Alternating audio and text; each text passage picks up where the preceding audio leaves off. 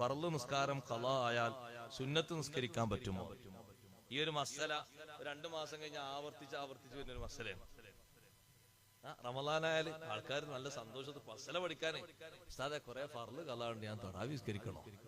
വേണ്ടാന്നൊക്കെ അൽഹംദുലില്ലാഹ് നല്ല മൂല്യം ചായ കൊടുക്കണേ, നിസ്കരിക്കേണ്ടതാണ്. എന്താണ് ആ പറഞ്ഞതിന്റെ താല്പര്യം? ഫത്ഹുൽ മുഈനിലുണ്ട് ആ മസ്അല. വമൻ ഫാത വമൻ അലൈഹി ഖളാഉ സ്വലാ, ഒരാളുടെ മേൽ നിസ്കാരം ഖളാ ഉള്ളതുണ്ട്, നഷ്ടപ്പെട്ടത് നിസ്കാരമാണ് അയാളുടെ മേലുള്ളത്. ആ നിസ്കാരം അയാള് ഖളാ വിട്ടു.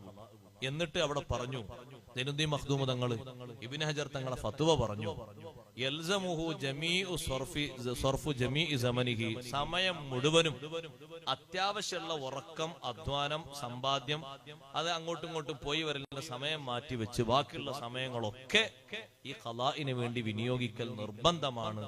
വയഹ്റുമു അലൈഹി തതവ്വു, ഇങ്ങനെ ഖളാ വീട്ടുന്ന ആള് സുന്നത്ത് നിസ്കരിക്കരുത്, ഹറാമാണ്. അപ്പൊ ഖളാ വീട്ടുന്ന ആൾക്ക് സുന്നത്ത് നിസ്കാരം ഹറാമാക്കിയത് ആ ടൈമും കൂടി ഖളാഇന് ഉപയോഗിക്കണം എന്ന് പറയാൻ. ഓൾറെഡി സുന്നത്ത് നിസ്കാരമൊക്കെ ഹറാമാണ്, സുന്നത്തൊക്കെ പറ്റുന്നല്ല, അയാൾ വീട്ടും വേണ്ട, അങ്ങനല്ലത്, അതിനുള്ളതല്ല. ഈ ഖളാഇനുള്ള സമയങ്ങളൊക്കെ ചെലവഴിക്കണം, സമയങ്ങളൊക്കെ ഖളാഇന് വേണ്ടി വിനിയോഗിക്കണം. സുന്നത്ത് നിസ്കാരം അയാൾ നിസ്കരിക്കേണ്ടതില്ല, ഹറാമാണ്. അയാൾ ഖളാഇനാണ് സമയം ചെലവഴിക്കേണ്ടത്. കാരണം ഖളാ ആണല്ലോ ഫർള്, സുന്നത്ത് നിസ്കാരം ഫർളല്ലല്ലോ. അത് പ്രത്യേകം പഠിക്കേണ്ടതാണ്. ഇനി തറാവീഹ് നിസ്കരിക്കാതെ ഒരാൾ നിസ്കാരം ഖളാ വിട്ടാണെങ്കിലോ, നല്ലതാ, ഖളാ വിട്ടൽ തന്നെയാണ്, കുറെ ഫർള് വീടി കിട്ടൂലേ, ഖൈറ തന്നെ. അല്ല, തറാവീഹും കൂടി ഇല്ലാത്ത രൂപമായി കിട്ടാനാണ് ചങ്ങ ചോദ്യം സാധാരണ വരല്.